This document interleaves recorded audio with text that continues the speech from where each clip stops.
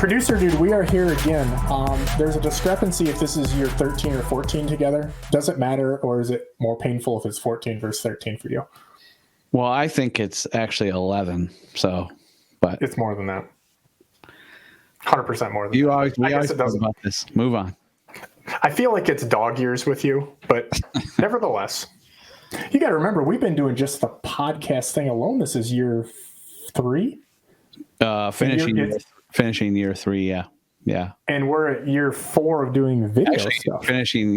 Let's do this again. This is boring for people. You're gonna kill me. Why are we discussing this? Let's get to the topic. It's just something different. I mean, it's just trying to do something different. Do you have like flies running around your room, or is that sunlight on dust? I don't see anything. So. I keep seeing like white streaks every once in a while. I hit my mouse and I did that. No, I don't know what that was. That wasn't just a mouse thing. That wasn't mine. I just saw that again. Yeah, there it is again. There's like a. I mean, how is it that I shoot these videos like in one take, but yet when we do an intro, me and you just suck? Well, I'm not an on-air person, so. Okay. Well, here's what doesn't suck.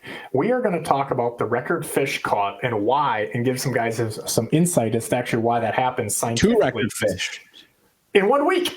Yeah. Insane. Out in South Dakota. Yeah.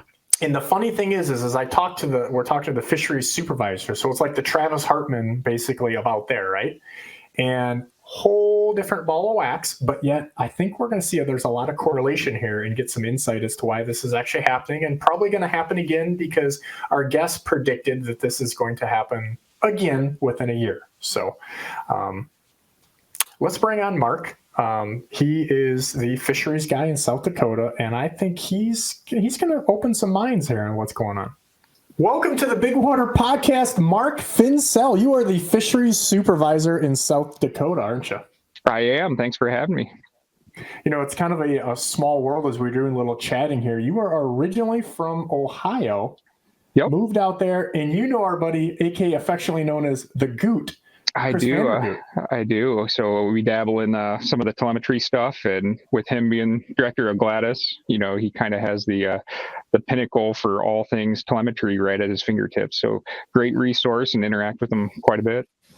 Do you have any stories about the Goot that we could maybe use later? Because I doubt he listens to this. He probably listens to his own podcast because he's like that. But I do, but none that he would appreciate if I shared on the podcast. Ooh, perfect. We have a post-podcast meeting, producer dude.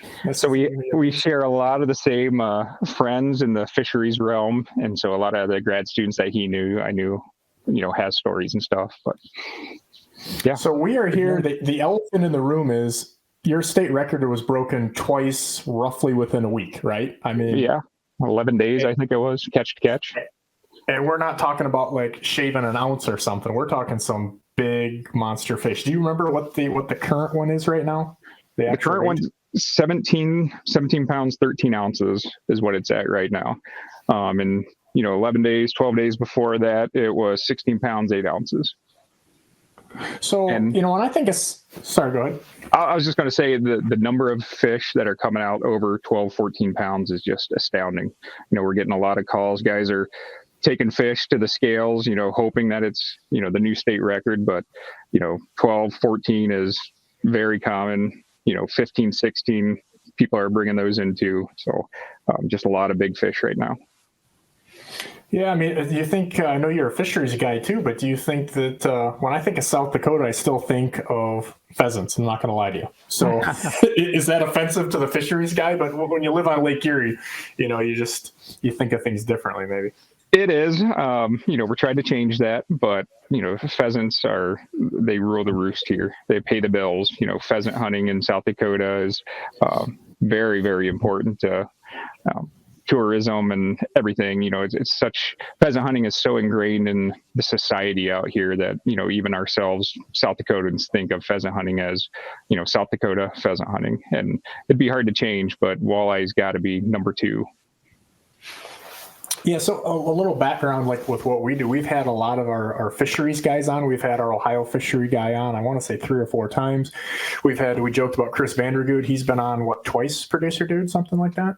And people, like, originally I did that just because I thought it was good information, Mhm. but like, because I think back in the day, like, I mean, I used to joke, our fisheries guy, we would do seminars at a boat show, and I would always be behind him, and I'd always joke, hey, you're warming them up for me, and there'd be like 10 people sitting there, and then I'd be like, hey, the rest of them are here to see me, because people just weren't genuinely interested in that information. But I would sit there, and while it was kind of boring and dry, I mean, it was good information. And now with what we have, with whether it's the acoustic stuff or you guys having more funding or more time or data samples, we are learning so much more. And that's kind of why I want to dig in here, even though it's totally different than what we're doing. The people that are listening to these things would surprise you with the numbers, of the downloads and stuff that we get.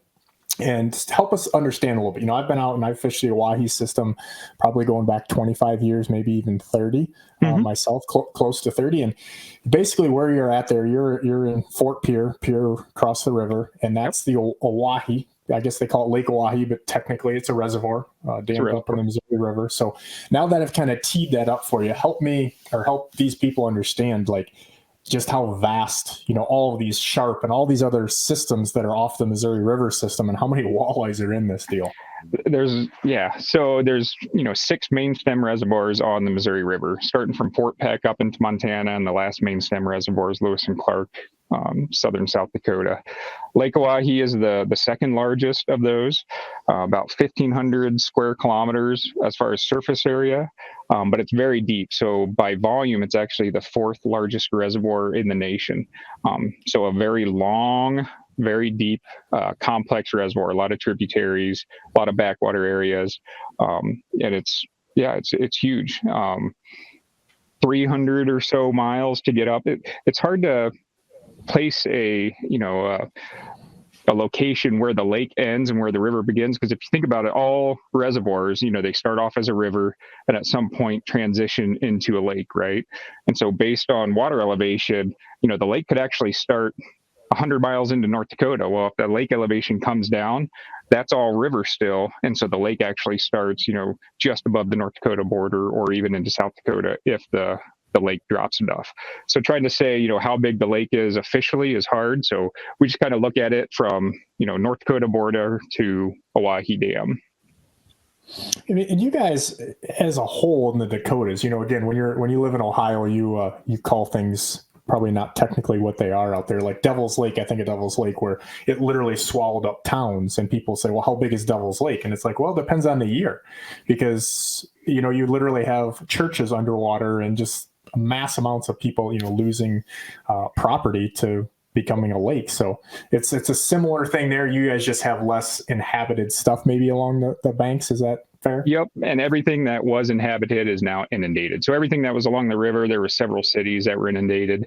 But now the lake, even though it does fluctuate, 30 to 40 feet, over the course of a couple years, it's not inundating any new structures. So when that happens within reason, I mean, does that help or hurt the fishery? It depends. So we've had big swings in our lake elevation and big swings in what we see for fish populations, particularly walleye. So this last big flood that we had was 2011, and we lost all of our rainbow smelt, 90-something% of our rainbow smelt. All of our walleye starved to death. It was unbelievable. We were getting walleye that, say a 23-inch walleye should be 5 to 6 pounds. In 2012, they were 1.25 pounds, 1.75 pounds. I mean, they were literally metabolizing their own muscle trying to survive. And so you have this reset effect that happens every time there's these high and low water, cycles. Same thing happened in 1997. It happened back in the 80s. It's going to happen again, over a long enough time span, which makes managing the fishery very tough, because as soon as you get some momentum, as soon as you get, a long-lived species, walleye can live, 20 years. So as soon as you start building up these populations and have an event like that happen and reset the system, very difficult to manage for. But on the flip side of that, when the water comes down and then you start flooding and then it starts rising in, you're flooding vegetation, you're creating nursery habitat, your primary productivity is going through the roof, the reproduction of your prey fish is going through the roof. So during those building years, as the water is coming back up, that's when you have, the best walleye fishing, the best trajectories for growth, the best condition, all that stuff. Until you get to a point and there's a flood, and then you just start all over again. Yeah, we've learned through our fisheries guy, and they always say, you fisheries guys always kind of covering your ass a little bit. I get it, because we don't have sometimes 2 + 2 answers. But I know our guys say that when we have high water datum, high water periods, whatever you want to call that we typically have better hatches as well. And that's the correlation. And it also correlates with ice season, because unlike you guys, we often don't freeze up, and whether it's evaporation and stuff, I would say maybe 2 out of 10 years we actually get, quote, fishable ice on the open water. Wow. So that's different than probably a lot of other places. Yeah, we have a big ice fishing contingent in South Dakota. A lot of ice tournaments. Yeah. But it's not so much the steady water or high water, it's that change in water. We see our best year classes of walleye coming out during times of increasing elevation in the springtime. So during the spawn, if the water's rising, you're going to have a good year class. If the water's falling or stagnant, the exact opposite. Yeah. Hey, Mark, when that happens, how far can your limits swing? You mentioned you have to manage that. How far do your limits swing from year to year during those kind of events? So generally we have a 4 fish limit. One fish can be over 20 inches. That's just our standard regulation here. After the 1997 prey collapse, I think they went up to 15 fish a day. After the 2011 prey fish collapse, it went up to 8 fish a day. And those limits are, recommended by the managers, but then it has to be approved by the commission. So depending on what we recommend and what the commission goes with, that's kind of where they fall in that number. Our recommendations, it seems like we always recommend higher than what the commission allows, just because we know that, again, these fish are going to die. So take advantage of them. If people want to keep fish, that's fine, because natural mortality is going to be 95, 98%. Might as well use those fish before they perish.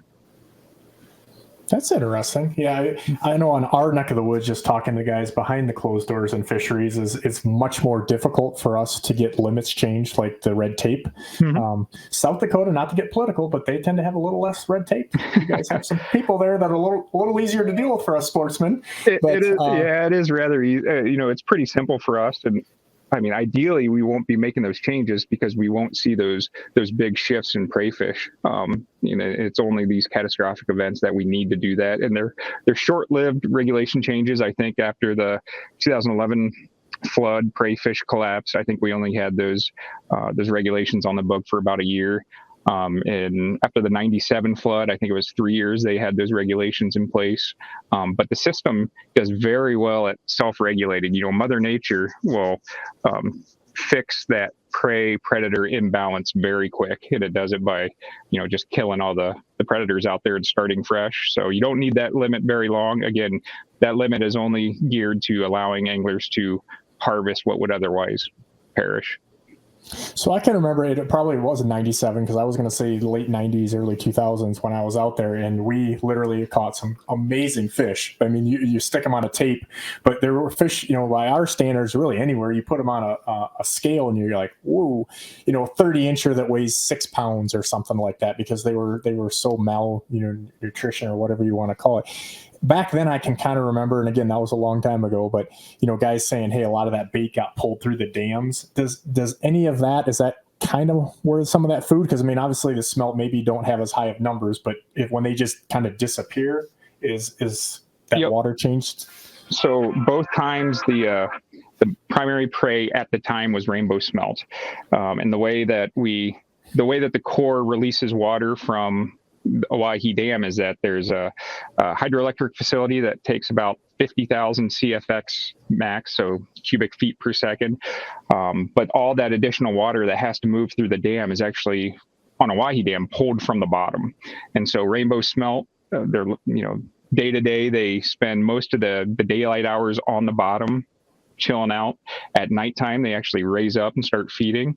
And so when you're releasing, 120,000 CFS from the bottom of the lake, you're just flushing all this rainbow smelt through the system out, into Lake Sharp and the reservoirs downstream.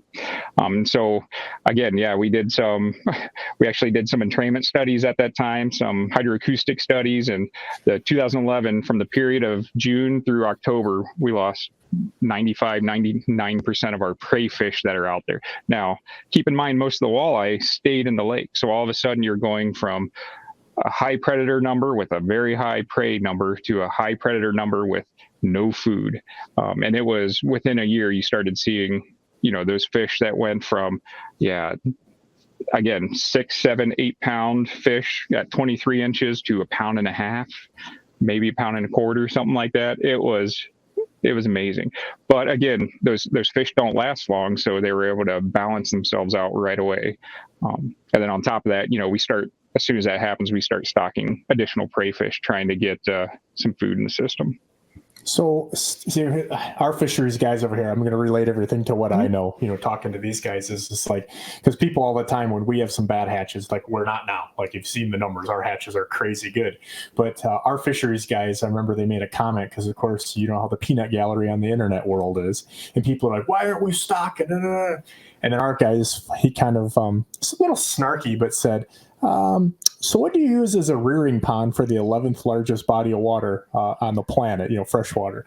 And is that the same thing kind of with you guys? Like you can't really stock, can you, for that body of water? So we do, but we focus it in areas. So, we manage the lake in different management zones. And if there's a zone that's low in numbers, then we focus our stockings in that area. And quite honestly, we've never stocked. 2017 was the first year that we stocked walleye since the 80s, actually. That was just years and years of thought that they couldn't produce enough fish to actually make these big stockings.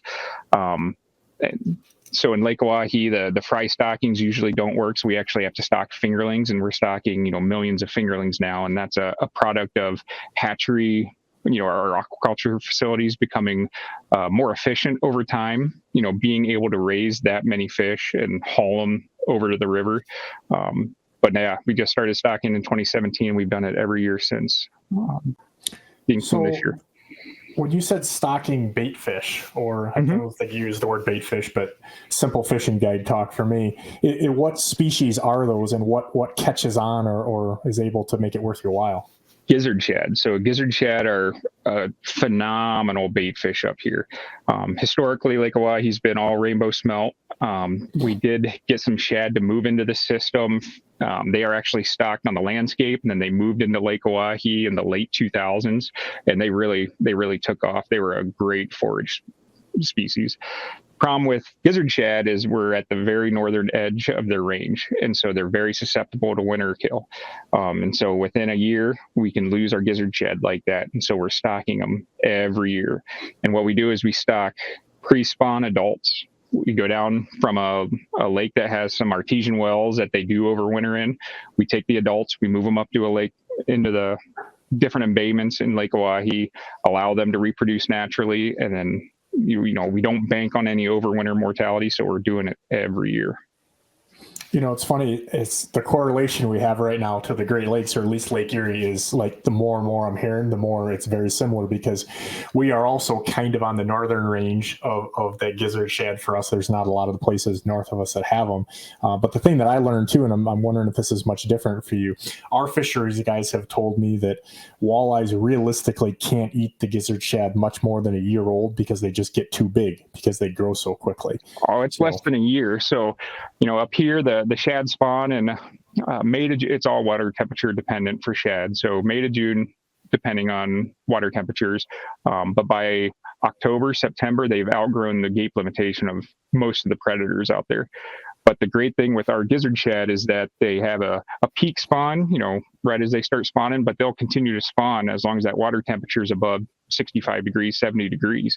And so in the fall, when we go out and do our prey fish surveys, we'll catch 4 to 5 inch age 0 gizzard shad, but then we're also catching, a 2 inch, 3 inch gizzard shad too, because they have that peak spawn, and then they keep spawning through the summer. And when you look at walleye, especially like up to 15 inches, great food resource, great food resource, because they always have this new influx of small shad coming in. And we have some of the best growth rates when shad are prevalent. We have some of the best growth rates of small walleye in, the Dakotas, not just Lake Oahe, but, Angostura, all the reservoirs. Well, that's why my face kind of lit up when you said that, because again, our big fish here, or the reason some of those fish get bigger, or the bigger end fish, or however you want to say that, rainbow smelt and gizzard shad. Like those are the ones that our guys are taking out of the sample fish. That's what I see in the live well. You see them stick them out of them. It looks like they got, kitchen knives sticking out of them at times with those gizzard shad. But our rainbow smelt are, I think, a little different, because Lake Erie obviously is almost like 3 lakes. We got our western, central, and eastern basin. Mm-hmm. And so there's not generally rainbow smelt down in the west end. If it is, it's a pretty short amount of time. And ours, when you said the bottom thing, I thought that was interesting, because I'm sure there are fish on the bottom, but ours tend to be off a little bit, roughly, let's say, below a thermocline-ish, or really a temp break. We don't have a lot of times an established thermocline, but let's say 40, 50, 60, 70 feet down in 60, 70, 80 feet of water. And those bait fish are almost always generally down. But we don't seem to maybe have them on the bottom as much. I'm wondering, is that a temperature thing, do you think, where you're at? That at night they would come up? Or it's light, so the lower end of Lake Oahe is very clear, and so light penetration is very, very deep into the lake, and they're very phototaxic. So even on full moons, you'll actually see same exact thing. We do have a thermocline, and at night with no moon, those fish come up right below the thermocline, but as the sun comes up, they get pushed back down. Even when you have bright full moons, those fish will not come as high up into the water column. So we survey our rainbow smelt using hydroacoustics, which is a fancy sonar. Think of it, best way to think about it is a sonar on steroids.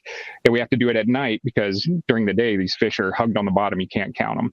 And then we have to do it when there's no moon, because the brighter the moon, the brighter the ambient light in the area, the farther down they are, and it compresses, and it's harder to count them. So we have to go out on the darkest nights to be able to count those fish. It's a funny thing. Rapala has a color called vampire that looks kind of like a smelt, and I'm wondering now, maybe this is making sense on why they call it that, because It sounds kind of like their deal. But so backing up a little bit, when you said, so again, I understand, and the people listening, is when you're pulling water, sometimes it's for power, right? Or sometimes it's for adjusting the water level, or both at the same time. The bait fish obviously could get pulled through those strainers or those gates, the systems. You're not intending on moving game fish through those, I would think, would you? No, we do see game fish go through. It's from big paddlefish. We see walleye moving through the system, but generally it's an acceptable level. We kind of plan for it. We know that there's this baseline of, they call it escapement. There's a baseline of a fish escapement of all species that move between the reservoirs. Done a lot of work with that using otolith microchemistry, which is looking at, the chemical signature in the otolith and where that fish was hatched at, and how it moves between the system. And over the last 10, 15 years, we've learned these systems are very interconnected. There's a lot of fish movement between them. The problem arises when you have these high discharge events that, orders of magnitude more fish are moving through the system than what is in a normal year. That's what it's hard to plan for and hard to adjust for. Have you guys had issues with invasives by that, or zebra mussels or anything? So far, zebra mussels are contained to below Oahe Dam. We have not had a positive detection in Lake Oahe yet. But the zebra mussels have been in Lake Sharp now for probably 5 or 6 years. Lewis and Clark probably closer to 10 years. And we're not seeing the drastic changes that we've heard about. These systems are already pretty clear, pretty nutrient poor systems, big hypolimnetic reservoirs. So we're not seeing the big drastic impacts that you might see in some of the more eutrophic lakes, the more, high nutrient, high productivity lakes. What about the Asian carp? Are you having, speaking of invasive species, are you having any issues? Are they that far into the Missouri system yet? So they're in the Missouri River all the way up to the first dam. So Gavin's Point Dam is the first dam right on the Nebraska South Dakota border. They're right below the dam. They have not breached that dam. It would take a person to move them up. You know, that dam's the fall on the backside of that dam's high enough that they can't do it naturally. So again, just probably a matter of time. But as of right now, you know, the Asian carps have not moved into the big 6 main stem reservoirs yet. Producer dude, I bet you don't know this, but right by your house, there were some people that threw Asian carp in for a religious ceremony from, and of course, Michigan, as being Buckeyes here, 2 out of 3. You know, they literally, that was, people were caught throwing them in. This is before they were in the headlines like they are now, but fun fact. Yeah, I mean, it'll happen. So there have been a few people that have been caught. You know, this has probably been 7 or 8 years ago with live silver carp in a live well as they were launching into Lewis and Clark.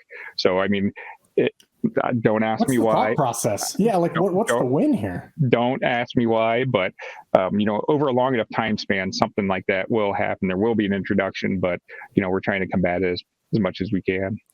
So I haven't fished in South Dakota in a while, just been out there doing some hunting, if you will. But, you know, do you guys have to have that whole like drain system, pulling your drain plugs when you come out, wash systems or whatever you want to call it? Tell people about it, because like we don't have that, believe it or not, in Erie. I think they just kind of given up. But yep, clean, drain, dry. So the best thing you can do as soon as you pull your boat out, wipe it down, pull the plugs. It's one of our rules is that you can't leave a marina or a boat ramp or anything like that with any plugs in place. So that's live well plugs, that's boat plugs, that's anything.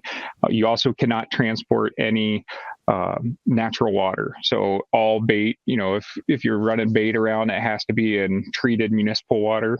It can't be in lake water, essentially.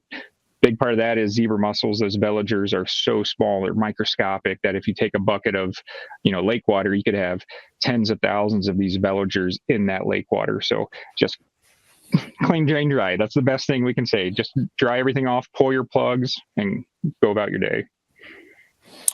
Interesting. Well, I think the elephant in the room, and one of the main reasons we had you on here, to be honest, not that we don't like learning about different fisheries and stuff, but it is definitely those 2 record fish. And, you know, like I think the elephant in the room question for us was, you know, why are these fish bigger now? And I think I don't think you have to be like some super sleuth. When I start hearing rainbow smelt and I start hearing gizzard shad, I'm like, okay. Well, Now there's another little piece in there. So there's also Cisco now too. And so the way we look at it is our gizzard shad are phenomenal prey resource to raise a 16-inch walleye. Growth rates are amazing on gizzard shad. Once they hit 16, 17 inches, they need something a little more higher energy. They need a food resource that's year round. Smelt fill that role perfectly. So after they're 16 or 17, you know, or 16 or 17 inches, then they can rely on rainbow smelt. And again, colder water, you know, big walleye love to be in, you know, water temps less than 20 degrees. So these rainbow smelt are, you know, below the thermocline in that cold water, better for walleye metabolism to increase that growth. But on top of that, in 2012, we had a phenomenal year class of Cisco that showed up. And our Cisco are getting to be about 8 to 10 inches. And think of it as finishing a cow. That's what our walleye are finishing off on right now over the last couple of years. These big, deeper bodied, but still within gape limitation of a walleye over, you know, 24, 25 inches, high energy food resource. Again, being able to utilize cold water, have a lot of food. It's just creating the perfect scenario to get fish growing fast from hatch to 16, 17 inches, you know, smelt and small Cisco for a few years, and then finishing on these big bodied Cisco. Did you say the walleyes like temps less than 20 degrees? Oh yeah, especially big walleye. 20 degrees like below freezing? C. I'm sorry. You're going metric on me. Yeah, I'm sorry. Going all scientist on us. 68, 70 degrees Fahrenheit. You know, if you can keep, especially the bigger walleye below that temperature, you know, your metabolic demand is quite a bit less. So, you know, for the same amount of movement and, you know, just basic metabolic demands, you know, pumping blood and doing all this other stuff, it uses less energy. So a fish can feed and then retain as much of that energy as possible, turn it into, fish tissue, whether it's somatic or gonadal, turn it into fish tissue. And Ross, Grow. I would. 1 point, 20-degree water would be called ice. Just for your knowledge. That's why I asked, because moving, I'm thinking, well, they're moving water in the dam, but I'm like, I thought we might be going some European stuff on me there, but I just want to be sure. Yep, 60, 70 degrees. And it's perfect. The Cisco, they're using the entire walleye or water column. So in other lakes, there's different, like, I don't know if you would call them a morph, but you have some Cisco that stay in the warm water, some Cisco that stay in the cold water. The Cisco that are in Lake Oahe, they're the entire, they're from the bottom to the top, all range of water temperatures, moving around. So a fish that's, again, a 25-inch, big female that's hanging out in the cold water, they can come up, they can eat shad, they can eat smelt, they can eat Cisco, and then move back down into that cooler water and, again, digest and grow, essentially. As a fishing guy, I would say that for us, 50 to 55 degrees is the range, whether it's spring or fall, because when that water is 30, 40 degrees, the fish really seem to light up when that 5.0 hits the screen, to, let's say, 55, then they start doing a lot of different stuff. And then the opposite in the fall, when we've got that 70 something and we start dropping to 55, the bite gets pretty good. When it hits 50 on the screen, you can almost guarantee your day is going to be better. Yep. And I think that's one of those somewhat universal things because of the bait and prey relationship, it seems like. Yep. And a lot of that too is, especially in the fall when the thermocline breaks down, right? You have bait fish going everywhere. You have water temperatures that are, changing drastically, even with storm events and stuff, because there's no thermocline to really protect that, that lower water column. So anytime the thermocline's either setting up or breaking down, that's a good time to be out fishing. Producer dude, I'm seeing a big correlation here when we talk about some of the other fisheries things. Like, he's not a fishing guy, so it's good sometimes to bounce these things off him. He's like our litmus test of just trying to figure out, what's the average guy thinking about this? And there's so much correlation, whether you're in a Missouri River system, reservoir or whatever, in the Great Lakes. I mean, it's totally different, but it's almost exactly the same, really. And with these bigger fish eating the similar things, the water temperature, I think a walleye is a walleye. Yes, they adapt to little different things, but like that Cisco deal. So I know that the fisheries guys in the Great Lakes are the people we've had on the podcast. I know they're dancing around trying to introduce some Ciscos or more Ciscos, depending on what system on the Great Lakes it is, for just the reasons that you mentioned. It's realistic to try to fill our quote pond or have some reproduction. What do Ciscos do different? I mean, I realize it's like that whole fatty bait fish. It's easy, they replicate, but what do they do different? Are they in the water column differently? Or is it the size? The big thing here is the size. So, the gizzard shad are only available because most of them die off in the fall. So they only get to be, 4 to 5 inches, that first year of life. And then 99.9% of them die off every year. So you don't have a lot of those big bodied prey year round. Our smelt here, we don't have the big jumbo smelt that we see on some of the Great Lakes. So our smelt max out at 5 to 6 inches usually. A really big one would be 7 inches, where a Cisco, you can actually get up to, 10 inches, deeper bodied. Just the amount of energy per individual is so much higher with Cisco that, the walleye can be more efficient with their time and their energy captured in one of those Cisco compared to a smaller bodied rainbow smelt or a gizzard shad. So do you think, because again, I was out there eating it, I think it's Cattleman's out there right near you, and it was a brisk 20 below real temperature, folks. So us in Ohio, our thermometers don't even go there. Yeah. I always joke that we don't have to have a snowblower here and sometimes a winter jacket. We're kind of that in-between deal. We don't have mudslides and all those fancy things too, so that's kind of nice. But the difference would be we have gizzard shad and you can see them occasionally when we have a hard temperature change, especially like in some of the rivers and boat launches and stuff, where you'll see 25, 26 inch gizzard shad, that people don't even know what they are because they've washed up. I've seen them literally come up through the hole ice fishing. So we do have some, it seems like, that probably last a lot longer than yours. I don't know how many years, those things do go, but do you think that's an advantage, having that colder temps, that they do die off and you start over fresh, or does that hurt the population for spawning purposes? Yes and no, because then we have more control over how many we put in, how many stay in the system. There's very little carryover. So if we want to drive that gizzard shad number up, we can do that. If we want to stop stocking in the future for whatever reason, we can take that back. So if we have 3 or 4 years of mild winters and we do have some overwinter survival, then all of a sudden we do see, we have seen this, that gizzard shad numbers can just explode in Lake Oahe. So like in 2005, 2006, 2007, we had very high gizzard shad numbers. And then you start, the typical issues with gizzard shad is out competing a lot of your smaller fish because they're all zooplanktivorous. And so you might see some recruitment issues. But when we have hard winters, we can really control how many shad we're putting in the system every year. And you're right, the adults get huge. So the actual world record gizzard shad actually came out of, I think it was Lake Oahe, believe it or not, years and years and years ago. Yeah, it was like 6-7 pound gizzard shad.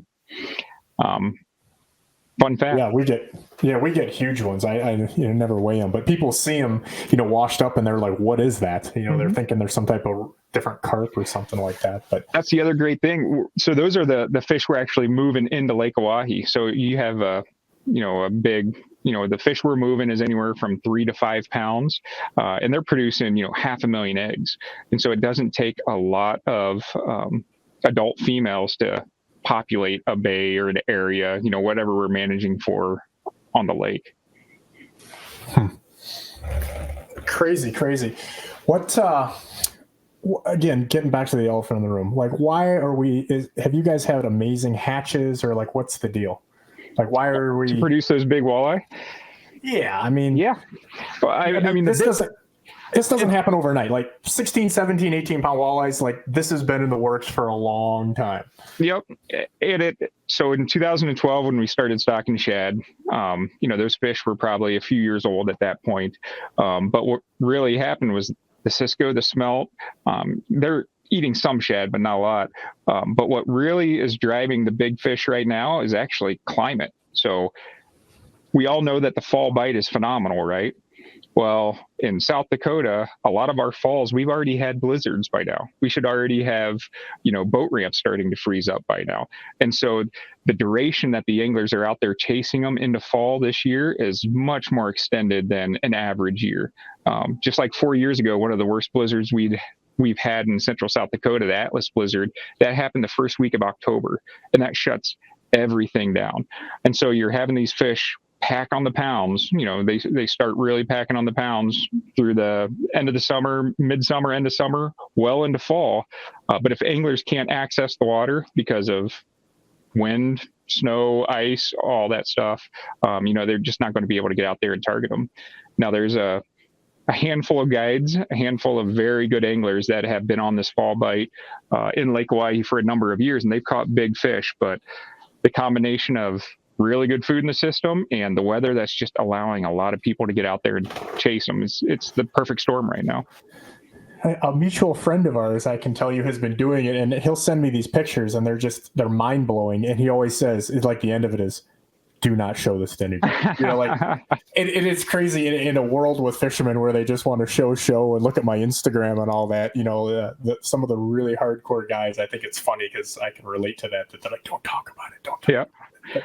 So, some of this it's the same thing here. When we've had even January, when you can get out in a boat and get, to where these are, because even when we do have ice, a lot of times our safe ice definitely does not let us go where the fish are at, or generally speaking. You can catch some fish, but it's not where you would be in a perfect world. And so I can remember back, I think it was like 2010 or 11, we had, it was like 75 degrees or something in January, like the end of January. And it was just an absolute mow down fest, and just giant after giant, as we're trolling open water. And that's, I guess, a similar situation to what you guys have, because you guys have way more brutal weather than we ever thought about having. But it's an exciting year. Looking at long-term we're in an El Nino year this year, so it should be, at least in the Dakotas, it should be warmer, drier. All next week, we're still in the 50s. We should be, the lake, most of our boat ramps are in bays of the main lake. We don't have a lot of boat ramps on the main lake, and most of our ramps by now should be locked up with ice, right? We should be having shore ice everywhere. But long-term forecast, we're going to have anglers out there for another, at least 2 weeks, maybe 3 weeks chasing these fish, which is kind of unheard of. I don't think people really understand like angling pressure and what it does. Walleyes are spooky, but also like, again, as I sit here, my neighbors, because I'm literally 5 feet from a marina on Lake Erie right here. And like my neighbors that have fished their whole life can't even understand it. Like Oahe, when you could go a couple hours, never see another boat, just a million points that all look just as good as the next one, or big flats or what have you.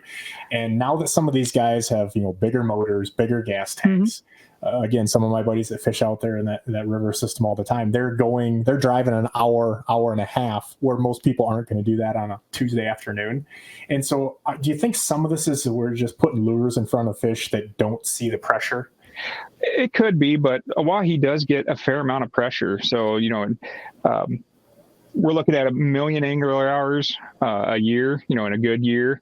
That's about 9 angler hours per hectare. So every hectare of that lake sees about 9 hours of angling every year.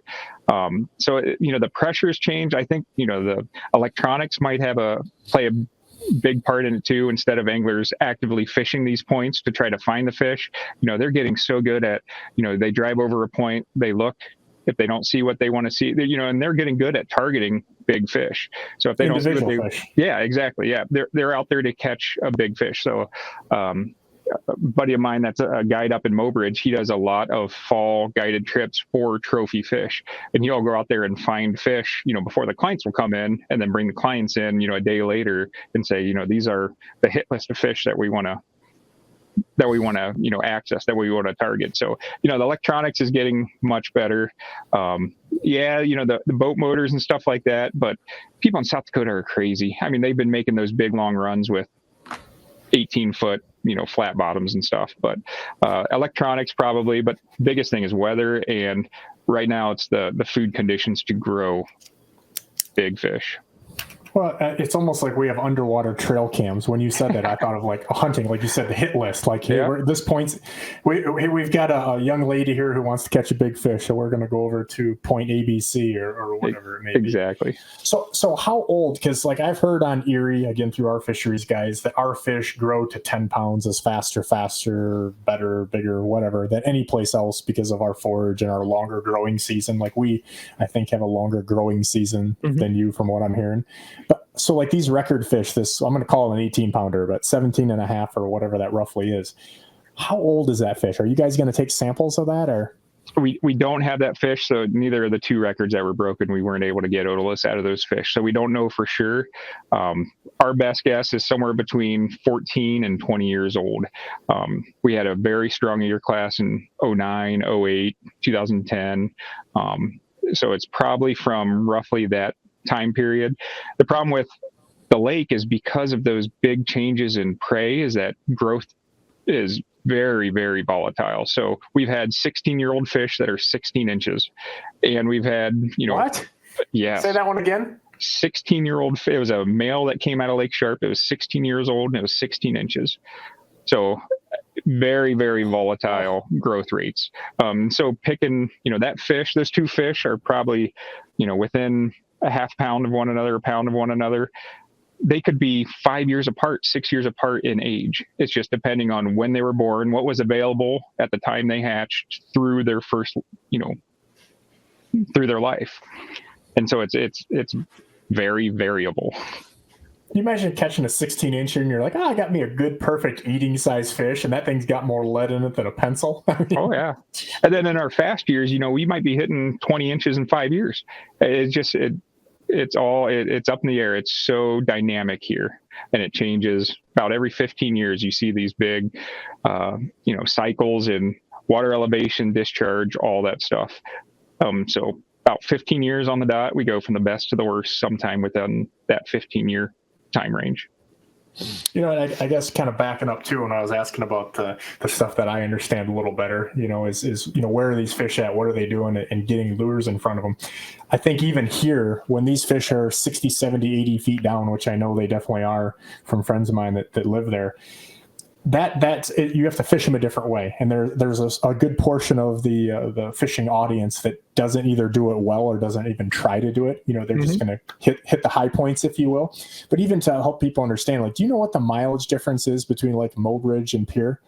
Yeah, it's about 2.5 hour drive, probably on the water, 150 miles, because the river is not just, you can't just go straight point A to point B. It actually is very, it follows a river. Yeah, it follows a normal river path. Yeah, it's a river. Yeah, essentially it's a flood. Yeah, it is a flooded river. So probably 150 miles if you wanted to buzz up there.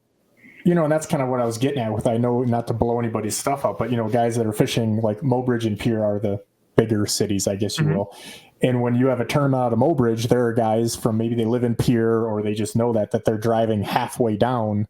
And there's a lot of places in between those two that I would, again, my guesstimation, that they just don't see the man hours of boat traffic that those other places do. Again, a guy gets out on Tuesday afternoon to go fishing after work. He's not driving an hour and a half on a boat. And that, aside from the cost and everything, it's just a time deal. So, well, here's the other thing that's weird too. It seems like our anglers are more willing to drive to those more remote ramps nowadays too. The effort that people are putting in to catch these big fish is huge. Some of our more remote ramps, like Akaska, is a tiny little community. Tiny community has a boat ramp, and their boat ramp was full this fall, which is kind of unheard of. People heard about the big fish even before the state records happened, and they've been showing up for sure. So, how, like, economic boost for this? Imagine these fish, it's going to have more people coming out. Have you guys seen that already, or are you, I don't know how you can definitely track this, yeah, we keep track of, we run a creel every other year on Lake Oahe. So, we did creel Lake Oahe this year, but we haven't ran any of those numbers. But working with the local businesses, the guides, work very closely with the guides, the Department of Tourism, the hotels and stuff like that. It's just been a great year for the economic boost that, the fishing has brought into the center part of the state. And this you got to remember, this is very rural South Dakota, a town of a few hundred people. You might have a hotel there that's full, and you're bringing in a lot of money to some of these small communities. It's very important. Yeah, I know. It's like on Devil's Lake, it was the same thing. Guys were staying in ice shacks. They were putting little window mount things in ice shacks when that bite was good out there, because there was no place to put these people. And the town of Devil's Lake has obviously grown much since those days, but maybe in large part to some of the fishing. I'm sure the oil people at some point would take some credit for that too. But so what kind of estimated population do we have on the stretch that you're kind of responsible for at this point? We should be running between 2 and 4 million. So, a lot of our population estimates that came from some of the jaw tagging work that we've done in the past. We don't have any current population estimates, but based on exploitation, what we perceive exploitation is, and the amount of effort that's out there, we should put it between 2 and 4 million, I'm guessing. So our fisheries guys have learned, that these fish, kind of common sense a little bit, but they come down to our Western Basin, and a lot of those sexually mature fish, they say, go down all the way to the Eastern Basin, turn around, come back. Basically, it's like a roller coaster, right? They go up and they come back down. Are you able to track these fish? Like we've talked about having our mutual buddy there, the Goot, with the acoustic telemetry. Do you guys have a telemetry program? We do. We have. We don't have like a. Gladys is awesome because it's a long-term telemetry program. We don't have anything like that. So we have specific research question telemetry programs. So our telemetry array actually moves between systems as we have a specific question. So we don't have anything set up on Lake Oahe like full-time year after year after year after year. What I will say is that the difference between Lake Oahe and Lake Erie is that, Erie, you have the spawning grounds, warm water, and those fish move off into cold water, correct? Chase food, metabolism requirements, all that other stuff. Well, in Lake Oahe, those fish only have to move 100 yards to get into cold water. You know, the thermocline in high water years, the thermocline extends all the way up to just below Mobridge. So these areas of good reproduction, the Grand River, the Moreau River, they might swim up into the river to spawn, but they only have to go 20 miles to get back into that cold water habitat, to the rainbow smelt, to the Cisco. So they're not needing to have these big migration patterns that they see in like Lake Erie, because the food's right where they need to spawn. Have you seen anything like, I remember I caught with our previous fisheries guy, I sent him, and this is going way back, this is flip phone time, as I say, using our technology. I caught a fish down on Erie in the Central Basin. It was like a Sunday morning, quite literally. And I remember I called our fisheries guy and I'm like, hey, are you at church yet? Because I got a number. Do you want me to let this fish go? And it was an old school jaw tag. Mm-hmm. And he looked it up and he's like, give me the number again. It's like, I never heard this guy curse before. And he was like, I had him all riled up. Well, as it turns out, that fish was tagged like 30 days prior up on Lake Huron. Jeez. So if I don't know, you're an Ohio boy, you can do the math on how many miles. Long ways. Long ways. There you go. That's a good scientific hundreds of miles. We're through all of Lake Huron. We're through the St. Clair River system, St. Clair, Detroit River, and then roughly 70 some miles on Erie in a month. And, have you found anything with some of your limited acoustics or your jaw tags? Like, why did this fish go through here? How did he sneak through this dam and then another dam? Yep, we have that. Those are the anomalies. So, our job is to look at the averages or the, percentiles and stuff like that. So we have had fish that have moved from, Sakakawea down, 2 dams, or, tagged in Oahe and shows up in Francis Case, 2 dams down there. But when you look at the average movement, or even say 75% of the total movements of all the fish, you're looking at less than 30 to 50 miles in a given year. The thought of these big migrations really isn't there. We don't have any evidence, either telemetry or jaw tag to suggest that they're making these giant movements.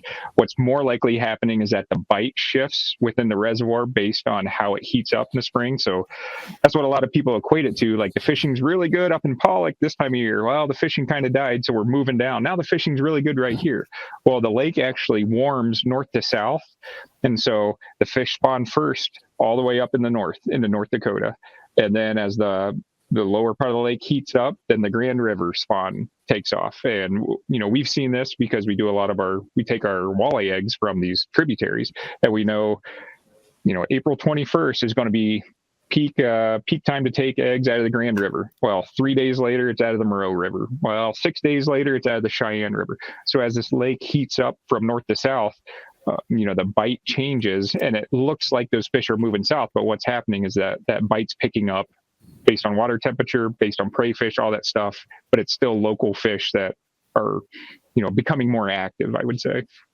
So to the north, because that's kind of interesting, is I would say as treacherous as your weather is, North Dakota's is worse. So is that just because of the north with the sunlight? Is that? It's actually, a volume issue. So it takes a lot of solar energy to heat up water, right? Well, up in the north, the lake's a lot shallower. You think of where that lake turns into a river, it might only be 20 feet deep. Well, you get down to Mobridge and it's 70, 80 feet deep. You get down to right off the dam and it's 215 feet deep. So the amount of solar radiation it takes to heat up that water is just so much more that the lake actually warms north to south, which is counterintuitive, right? Further south, It should warm up first, but that's how it actually happens. Interesting. Yeah. And I think, like on Fort Peck, I fished that back, even back in the late 90s, I fished that a couple times. And I don't think people realize, I think to your point, and it's nice to kind of put some real science and things with, a bunch of man hours of fishing that you sometimes maybe don't have. You only know what you know. How about that? But like on Fort Peck, I think it's similar to Oahe where you're at, and that water is deep enough that sometimes those fish aren't moving north and south 100 miles on the river, but they're just going out to 80, 100 feet of water. And then they're moving up to 2 feet to feed based on the conditions, whether it's sunlight, fish, bait fish, weather, and all that. And so, guys are like, there's no fish here. It's like, in my time fishing the Missouri River system, it's either going 2 feet of water or 80 feet of water if you can't find any of them, because you wouldn't suspect they're in either, and they're usually in 1 or 2. Yep, pull plugs in less than 12 feet. If you can't do that vertical jig at about 60, then you'll find them. Yeah, so people that have hung on this long to the podcast, you know how these things are. We need to reward them a little bit. So, what are some things if me and you were going out fishing tomorrow, trying to break that record? You know, trying to emulate what these guys did. Obviously, it's the elephant in the room, like you said it in your own words, and it's the same thing on the Great Lakes. The later you can go and still have decent weather, the better your fish is going to be, the bigger the fish is going to be. And it sounds like that's no different there. But what are some other things that, some guys can do, or why do you think those fish were caught, I guess? There's a number of fish out there. Again, you've only seen the pictures of the two biggest that have come out, but just the number of 12 plus pound fish that are out there right now is very good. These fish are actually up shallow. So I know we talked about this a little before we were recording, but crankbaits are very popular right now. So you could actually catch these fish in 30 feet of water, where if you would have been out there 2 months ago, these fish would have been deep. And whether it's I don't want to say it's hard to fish deep, but it takes a little bit of skill, and it's harder to do than pulling a bottom bouncer, pulling crankbaits. But they're at a point in the water column right now that they're a little bit easier to target by a lot of anglers. And then the other thing is, use your sonar, find the fish. Don't be afraid to put miles on a boat. And that's what, again, my buddy that does a lot of the guiding, the fall trophy guiding, he puts a lot of miles on a boat looking for these fish. So if we were to be out there today or a week or two ago when this fish was actually caught, are there a lot of fish in these areas, or are these still kind of like these nomadic things? Because like on Erie, our big fish, even though we have quite a few more than you guys as far as numbers, we have millions of fish. You can go through and find a pot of fish, 4-pounders, like I had yesterday, had 6 on at one time. Generally, that's not when you're going to get the 10-pounders or a 17-pounder. Right. Yeah. It's definitely more of I wouldn't say nomadic, but smaller groups of fish, I would say. There might be only 1 or 2 fish on a point, but one of those fish is going to be, 12, 13 pounds. A lot of the smaller fish kind of hang out together, but yeah, look for those smaller groups of fish, not necessarily by themselves, but smaller groups of fish. Does many guys night fish out there at this time? That depends. So some years night fishing can be very, very popular. It hasn't been lately. It hasn't been much of a night bite. Generally, when our night bite has been good, it's because it's primarily a rainbow smelt based diet. And the reason that the night bite is so good, again, the smelt are coming up off the surface, moving into, wherever the thermocline is, or if there is no thermocline, they're just moving up into the water column, making it easier for the walleye to target them. Walleye will go deep. We, from some of the work that we've done, we know that walleye will go down, 80, 90, 100 feet deep, which is crazy. But our lake's also 200 and something feet deep. So I don't know if we've ever seen them go that deep, but that's where the rainbow smelt are hanging out during the day. So nighttime is very efficient when, it's primarily a smelt based diet.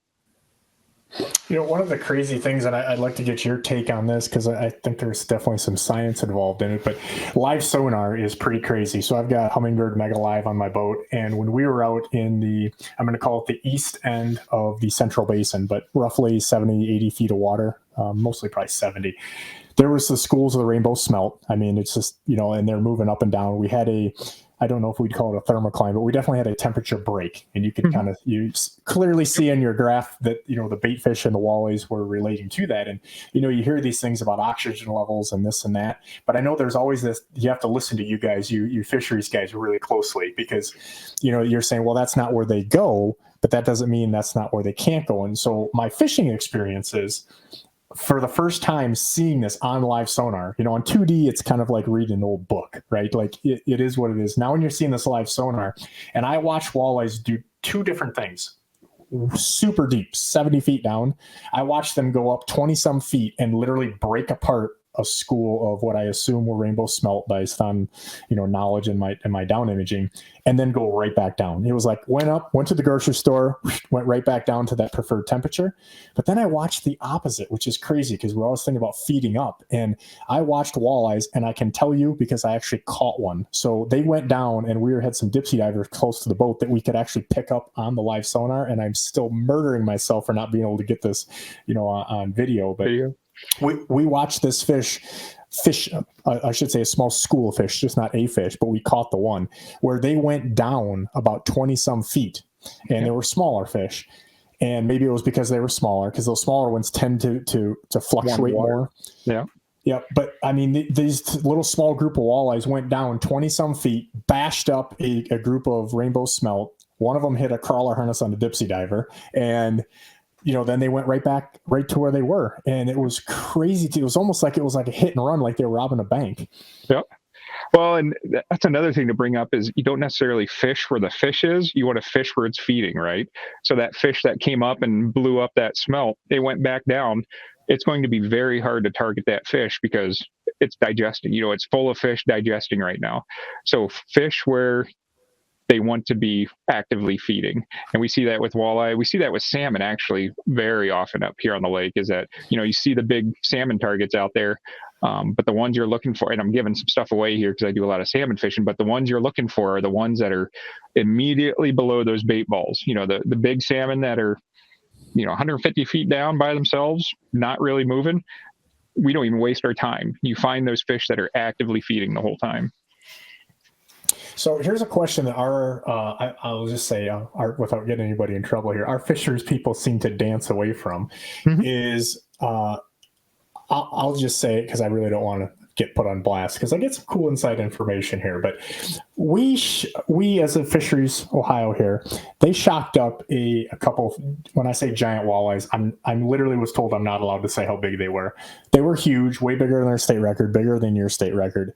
And I'm not really sure. I think they don't want it said because where they were shocked up, it was mind blowing. Like super, super skinny water in a place that was accessible. I think they're worried about somebody going in there, finding out and netting them or something like that, because you could definitely do that. Yep. Have you guys ever shocked up, or however you would do it? Maybe it's a test net or something, like our gargantuan that you're like, I'm literally holding way bigger than state record. Yeah. We every year during walleye spawn, we always have pictures of what would be new state records. It's almost a yearly thing, but we're in there at a time though too that, the eggs are, fully developed. These fish are pre-spawn, which means they're at the, the heaviest point they're going to be in that year. And every year we do it, and it's really no secret. We send pictures to everybody. We bring whoever from the public wants to come out and go on the boat and spawn with us. We bring them along so they get to see it too. And they look at it and say, how do you catch those? And it's like, well, they're actively spawning, so it's going to be pretty tough, but they're in there. They're in there. But yeah, we see them almost every year. Yeah, I think that's what people don't understand is that window for I'm absolutely not going to touch your lure to I'm spawning is really small. I know that with Vandergoot there in the acoustic telemetry, the amount of time that those fish actually spend on the spawning reefs before they're gone is like he said, how many days? And he goes, how about hours? And not even many of those. And that pre-spawn before where they come up like that, that's a thin window. Yep. And I think that's what's so difficult. But I mean, when you're talking what you're saying there with the state records, are we talking 20 pounds maybe? I don't think we haven't broached 20 pounds, but, we've had a lot of 17, 18, 19, in that range. I'm pretty sure we've never seen anything over 20 pounds. So we had Larry Dahlberg. It's common enough that, a lot of these big fish, we're not actually measuring. We're just looking at it and saying, oh man, that's another big fish. Let's take the eggs because she's going to have a lot of good eggs.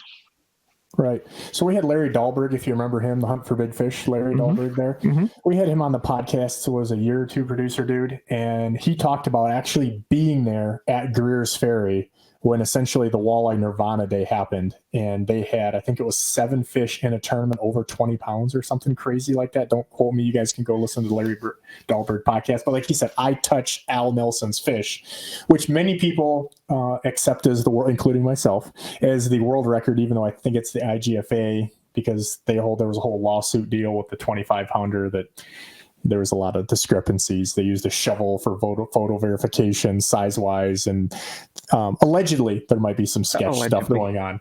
Allegedly, so I don't get sued too. But because that actually was overturned, then it was turned back and that whole deal. But all that BS aside, we're talking, I think it was 7 fish he told us over 20 pounds in one tournament because again, they were backwaters, everything was perfect.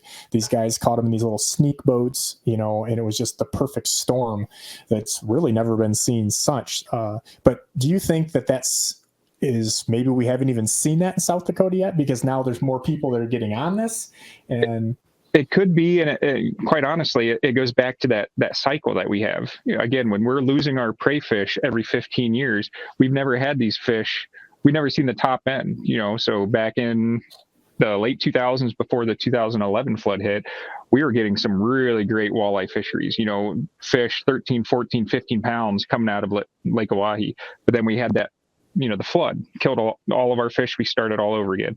Before that, it was the 97 flood. So as long as we can delay that flood, I think, I already said it once that I think this record probably will be broken this year. If not this year, then probably next year, barring any weather stuff. That's in 2000. I made the mistake in 2010, and I, was looking at the fishery, and I said, next year, 2011 is going to be one of our best fisheries years. And I said it publicly, and I said it at all these public meetings, and then the 2011 flood hit. And, I don't make those statements anymore, just because we're so reliant on Mother Nature that, if conditions allow, this state record, the sky's the limit, because of the Cisco, the smelt, the gizzard shad, the three trifecta that are creating these fish from, hatch all the way up to trophy size. It's pretty astounding right now.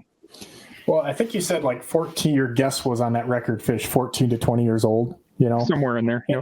And obviously, like, there's no way of knowing, and that's a big window. It's like saying a 60 to a 90-year-old person, I guess, right? Mm-hmm. But if in theory that fish was 14, 15 years old, or if the one that was right next to it, and you have another 3-4 years of eating rainbow smelt, I mean, that's possibly we get in the big 2-0. Like, possibly, but yeah, I mean, you get fish that age, and any female, the act of spawning is very hard, and so your risk of mortality goes up, astronomically, when they get to these sizes, just because you're losing 25% of your body mass, like that.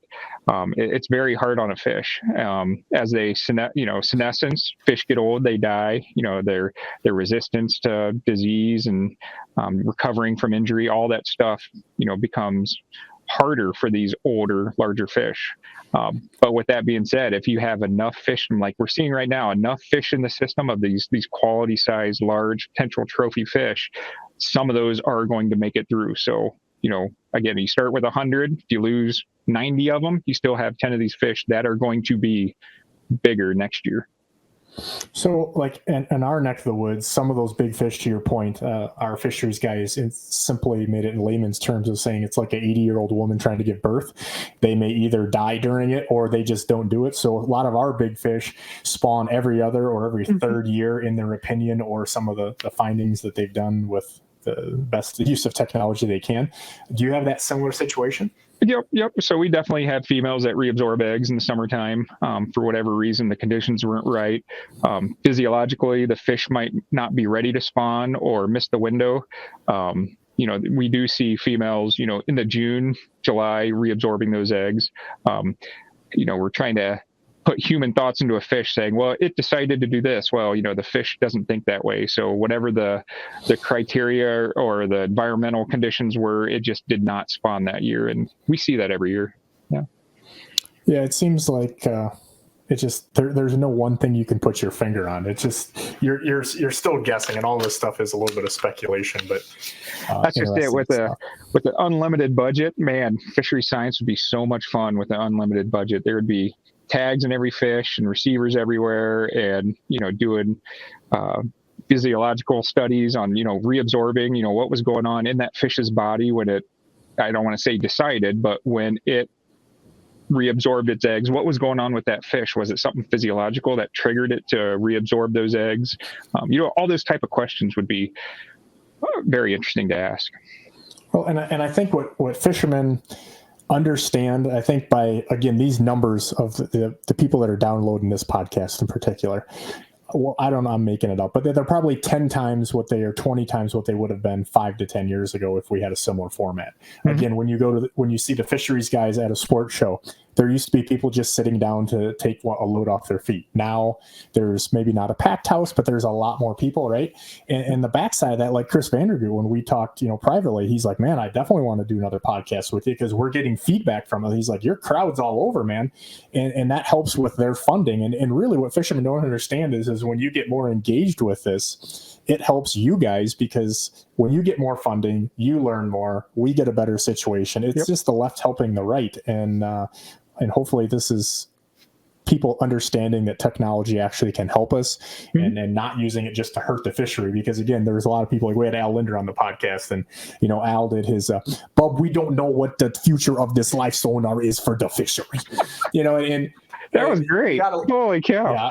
Oh yeah. I actually, my shining moment, and I consider Al a friend. He helped me out a bunch when we wrote a book years ago and stuff, but Al's one of those guys, like I don't want to say he's the consummate salesman, but he's a guy who just is generally, he'll make you feel like, Mark, you're the best biologist in the world, even though he met you 5 minutes ago, one of those deals. Okay. But the absolute pinnacle of my career was when he called his wife in a number of years ago when we were doing something similar to this. And he's like, listen to my buddy Ross doing the Al thing for Al on the Al. It's like an Al versus Al. And I'm like, that's awesome.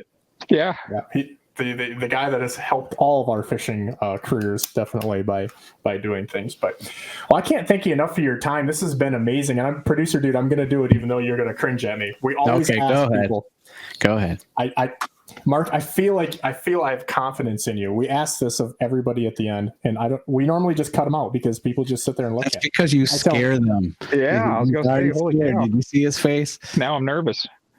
Mm-hmm. Yeah, but I it's a different buildup now. Now it's almost comical. But we always ask guys like, hey, we're talking nonstop. There's always one thing you say, hey, man, I wish I would have brought that in there, but it seemed like not the right place. Or, hey, I think you guys should know this.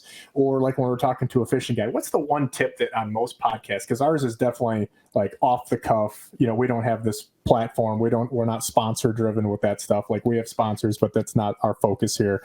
I was just talking with you about the fishery stuff, about these big fish. One thing that you think we need to get out there that, maybe we didn't talk about or something you think the people need to know? I think the biggest thing is that scientific community historically has done a very bad job talking to the public. So I'm sure that's why Chris, is so excited about doing these types of things. The scientific community, we don't have a lot of avenues to be able to reach a lot of people. We write scientific publications, which other scientists read. We try to write some public op-ed pieces and stuff like that in magazines. But really, you guys are doing a great job meshing the science and the angling aspect of it, and I would say keep that up anytime, and if you have ideas, give it to us because we're always looking for a way to reach our anglers. A great example of that, we started stocking walleye in 2017, and there were people that were coming unglued just 2 years ago saying we need to stock walleye, and it's like, how do we relay what we're doing as managers onto the public, because there's a big disconnect there, and I wish there was a way that we could reach as many people as possible. So keep that up. Kudos to you guys are doing a great job. I appreciate it. Producer dude, he nailed it. That was an all-time answer. It really was, yeah. But again, in all seriousness, not to make this a lovey fest, but to bounce that back, like our head of fisheries, for basically a similar position to you, but the guy that's over all of Ohio and Great Lakes in particular, he fishes. In the past, again, I'm not pointing fingers. I'm not saying that you got to like fish to be good at your job, but I know that I wouldn't be a good cosmetics buyer. You know what I mean? And I think that really matters, and that those guys are a lot. And I know some bad ones. Don't get me wrong. I'm not going to name where, but we know some really shitty ones. But I think that when you have a guy that not only fishes, again, I don't care how many fish you catch or if you're the best in your block, but having that passion or understanding and not just trying to put a textbook deal. I think when somebody like yourself does this podcast, it comes across very, very, very quickly to me that, hey, you care, you're into fishing, you understand this stuff. Because some of the guys that we've tried to do stuff with, they want to just throw so much crazy technical stuff out there. I'm like, just envision, the high school age yourself and listening to this. Guys just tune it right out. And like I said, the average customer, I'm going to call them, because that's really what they are. But our people that are listening to this and that are the customer to the fishing industry, right? Yep. The people that are, they don't look at it that way, but that's really what it is they're helping both ways here. And I think having guys like yourself, it's a huge asset, and having guys like you get in front of it, like Vandergoot, like actively pursuing this stuff, aside from, obviously he's trying to get that out for his program and get more research dollars, but he gives a shit about it. And I think that really matters. And I don't know that across the board it was like that 10 or 20 years ago. Yeah, I agree. I agree 100%. And that what you said about, having a background in fishing is spot on, right? You wouldn't do this if you didn't have a passion for it in some way, shape, or form. I don't think you should do it. Listen, I mean, this is a tangent. Producer dude will stop me and edit out, but I deal with people at some of the companies that I represent, the fishing manufacturers, that do not fish. Like, they're just golfers. And I just go, you could do what you're doing if you're managing a X million dollar account for 100 different fields and make 20 times the money. Like, why are you here when you say I don't want to fish? Like, it's mind blowing to me. Like, why do you be a fisheries biologist or a fisheries manager and you don't like to fish? Mind blown. I have no idea, but they are out there. I can assure you, I've talked with them. We have not had them on the podcast because it became very clear very quickly that this is not going to look good for either one of us. So kudos to you and what you're doing. Do you primarily fish walleye, or do you dabble in other species? Walleyes is kind of, when you live on Lake Erie, I always joke that's kind of what you do. Although the guy that broke the smallmouth record is one of my best friends since '95. We had him on the podcast. We got the exclusive. No kidding. When your best fishing buddy catches the record, you go, can we get a semi-exclusive on this, please? We'd like the video of that. Yeah. And I actually was just smallmouth fishing with him about a week ago. Good guy to go with. His son is dialed in. There's no doubt. It was like I affectionately say a Make-A-Wish trip. They just, I got to go along and hang out. So, but I do like targeting other things, probably as much for something different. And I think it's in the same way that I really, really like ice fishing and I really, really like night fishing. And ironically, those are the things I probably do the least because of the conditions and the allowed time. I love big perch, like producer dude. I don't think you even know this. We shot a little video here for a short little thing on some big perch that we caught.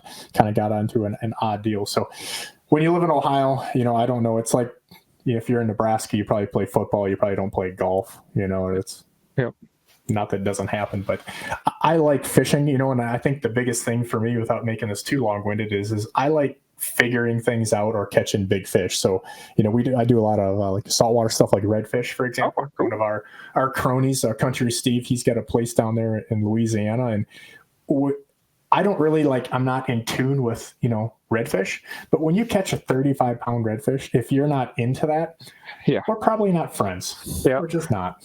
I don't need to know everything about them, but I think walleyes and figuring them out, because I, of course, always tell my buddies, including the aforementioned, that, bass are so dumb, anybody can catch them. Just throw a Senko on a dock. Duh. Go underwater with two rocks and click them together, and they come look at you, and you can spear them then. So, and going off on a tangent again, I think that you guys, I don't know if it was the timing. You're probably the guy to ask about that. Again, because I have friends out there that they're very quiet with their fishing. But the smallmouth fishery in Oahe, when the Bassmasters was out there, I think it was not represented as good as it could have been. I don't know if that was a timing thing or just the sheer volume of water and them trying to figure it out, because everybody had zero probably priors on that. Oh, they fished the post spawn, a late post spawn, when they were here in Pierre. At least when they're up in Mobridge, it was much later than that. That's the hardest thing. Like, when we want to showcase our fisheries, we want to do it at the peak time, right? And so we don't have any say in when they come. But a lot of people, I was like, man, if you could have been here, mid-May, the numbers would have been much different. Well, and to that point, again, I'm gonna, I guess, throw some heads under the bus. I'm involved with some of these things with tournaments and stuff when they come as basically a consultant. And when you tell them, and I'll literally tell them, for us, it's September. September is not the time, that Mark wants to come here with the family for a vacation. Can we have amazing fishing? Absolutely. That's not the time you want to plan, though, typically that's not going to be your best opportunity. Yep. And these tournaments come here because they start talking to these different organizations that do not fish. And they're like, well, we don't have as many beds filled in September. We could really use an economic boost in September. And it's like, guys, you did yourself a total injustice because now you've hurt the other 11 months because people weren't able to. And Erie's a little different because it's kind of established, but a place like Pier or Mobridge or something that, for people out my way, yep. that they underrepresent things because you have people that don't understand the fisheries and they don't listen to somebody like myself that they bring in. They just look at numbers and they don't look at them the right way. Yep. So. Yeah, that was hard. You look at the results from both the Pier Elite Series and then the Mobridge Elite Series, and it was pretty underwhelming. But then to have the state record broke and other big fish coming in right after that, it was very discouraging. It would have been nice to see some of those big fish publicized.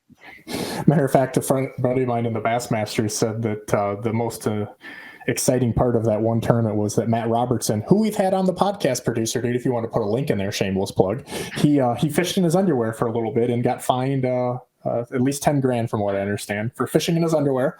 Until ESPN, they shut off that coverage, but probably 110 degrees for a while. Yeah, one of the other guys, they weren't catching fish, and so these guys, they kind of like myself and the cronies, they feed on each other's ignorance at times, right? Mm-hmm. Being a little silly, and so yeah, Matt Robertson, the Onum guy, if you ever look at that, he fished in his underwear until ESPN said, "We're finding you and taking you off air." So good for him. But anyway, we started with record walleyes and we ended up with fishing in your underwear. That's kind of how this podcast goes. And again, Mark, I can't thank you enough for your time. Please stay in touch with us. We'd love to know how things develop here. Maybe we'll be doing this again and talking about another record. But the long and the short of it is South Dakota's looking good. For right now, yeah. South Dakota, sky's the limit right now. Well, we will pray for not too much water for you. We don't need an ark or killing your walleye population. But thanks again for joining the Bigwater podcast. Producer dude, we are on everything, aren't we? We're YouTube. Everywhere. Yep. Everywhere. You can't find us, and there's a problem. Instagram, Facebook, Bigwater Fishing, Amazon, Apple, Stitcher, Spotify. Did I miss anything? Nope. Pretty much wherever you can get your podcasts, we're there. And the funny part is Mark, I still weekly get things. Hey, I can't find where's your podcast at? I'm like, well, it's at bigwaterfishing.com. Also with all the links. I think I know why you can't catch fish, because if you can't find our stuff, you really suck at finding things. Maybe you should just hire us for buy new electronics, or I don't know. Tell them, have you tried golf? I like how you think, Mark. I think we could be buddies. So thanks again for your time and tune into the Bigwater podcast. Until the next episode, we are out.